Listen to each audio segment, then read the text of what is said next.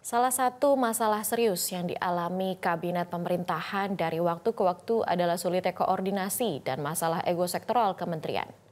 Di tengah problematika seperti itu, Presiden Prabowo Subianto justru memekarkan kabinetnya dari 34 kementerian menjadi 48 kementerian.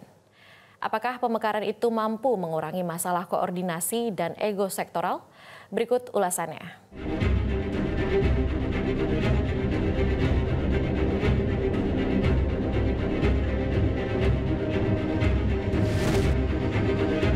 Inilah momen ketika Presiden Prabowo Subianto melantik 48 menteri dan 5 pejabat setingkat Menteri Kabinet Merah Putih periode 2024-2029. Pelantikan berlangsung di Istana Negara Jakarta pada Senin pagi. Prabowo membacakan sumpah jabatan yang diikuti para menteri dan 5 pejabat setara menteri di Istana Negara. Setelah itu dilanjutkan dengan penandatanganan surat pengangkatan. 5 pejabat setingkat menteri yang juga dilantik adalah Jaksa Agung, Kepala BIN, Kepala Staf Kepresidenan, Kepala Kantor Komunikasi Kepresidenan, Ketua Dewan Ekonomi Nasional, dan Wakil Kepala Staf Kepresidenan. Pada hari yang sama, Presiden Prabowo Subianto juga melantik 56 wakil menteri yang tergabung dalam Kabinet Merah Putih. Pelantikan dilaksanakan di Istana Negara Jakarta Pusat. Pelantikan dipimpin langsung oleh Presiden Prabowo Subianto. Para wakil menteri mengucapkan sumpah secara lantang. Pelafalan sumpah dipimpin oleh Prabowo. Mereka berjanji untuk setia kepada Undang-Undang Dasar 1945 serta akan menjalankan segala peraturan perundang-undangan dengan seluruh-seluruhnya demi dharma bakti pada bangsa dan negara. Jumlah menteri, pejabat setingkat menteri, dan wakil menteri yang jumlahnya mencapai 109 orang merupakan postur kabinet paling gemuk dibanding era Orde Baru maupun era reformasi sebelum pemerintahan Presiden Prabowo. Memang di masa pemerintahan Presiden Soekarno, tepatnya di era Kabinet Dwi Kora II, Indonesia pernah memiliki kabinet dengan jumlah personil mencapai 111 orang. Jumlah menteri, pejabat setingkat menteri, dan wakil menteri di era Presiden Prabowo yang mencapai 109 orang, salah satunya terjadi karena adanya pemekaran kementerian.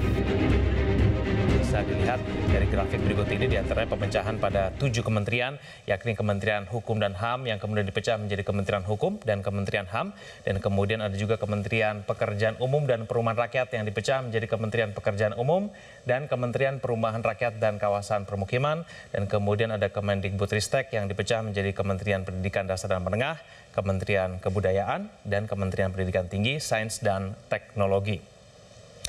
Pemekaran juga terjadi pada Kementerian Desa PDTT, Kementerian Koperasi dan UKM, Kementerian Pariwisata dan Ekonomi Kreatif, serta Kementerian Lingkungan Hidup dan juga Kehutanan.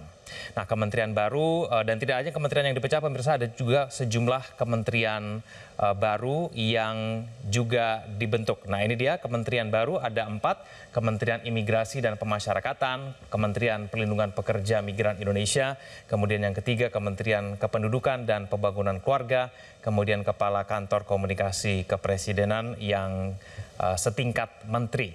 Nah, ada juga penambahan kementerian koordinator, kecuali Kemenko Pembangunan Manusia dan Kebudayaan, sehingga kemudian total kementerian koordinator pada saat ini ada 7 kementerian.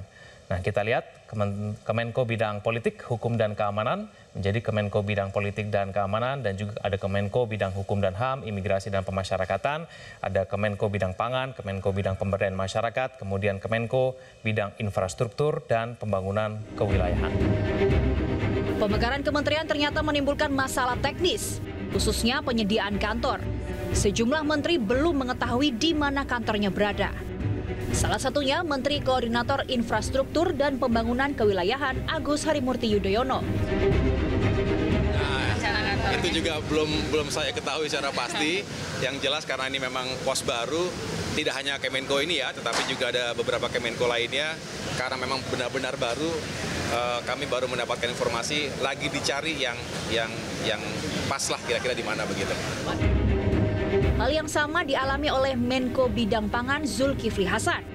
Ia mengaku akan segera menanyakan hal ini ke Menteri Sekretaris Negara untuk mengetahui lokasi kantornya. Nanti kantornya di mana ya Pak kalau Menko Pangan? Belum tahu. Berarti Nanti Bapak membawahi berapa? Nanti tanya Menseknek, ya. bukan hanya soal ketersediaan sarana dan prasarana kantor. Persoalan mendasar lainnya adalah kuatnya ego sektoral yang selama ini terjadi. Dengan penambahan jumlah kementerian dari 34 di era Presiden Joko Widodo menjadi 48 di era Presiden Prabowo, dikhawatirkan ego sektoral dan sulitnya koordinasi itu akan semakin menjadi-jadi. Meski ada kekhawatiran, tapi juga ada harapan. Terobosan Presiden Prabowo itu justru akan mengurai problem kusut tersebut. Konteks birokrasi di Indonesia dan juga di berbagai daerah secara umumnya, problem utama dari pemerintahan seringkali dihadapkan pada ketidakmampuan atau kurang optimalnya koordinasi, kemudian ketumpang tindihan kewenangan atau overlapping authority, dan juga dalam konteks ego sektoral. Kita berharap dengan pendekatan ini bukan kemudian menambah kompleksitas pola koordinasi dan juga dalam konteks optimalisasi dan efisiensi pemerintahan. Sebagai sebuah eksperimentasi, mau tak mau Presiden Prabowo harus melakukan evaluasi di penghujung tahun pertama. Jika ada masalah dengan kabinet gemuk ini, Presiden Prabowo diminta untuk tak segan-segan melakukan evaluasi. 6 bulan ke depan, praktis 1 tahun ke depan, kita bisa melihat seberapa efektif pola pendekatan ini. Kalau efektif, barangkali bisa kemudian dioptimalkan. Tetapi kalau misal ternyata ada sejumlah catatan, dan catatan itu cukup serius serta fundamental, maka pola pendekatan ini bisa saja menjadi sebuah bahan evaluasi. Yang pasti, Kabinet Merah Putih pimpinan Presiden Prabowo Subianto harus mulai tancap gas. Publik memberi kesempatan kabinet untuk bekerja, menunjukkan performanya. Dan pada saatnya, publik akan ada kesempatan untuk mengevaluasinya dengan caranya sendiri.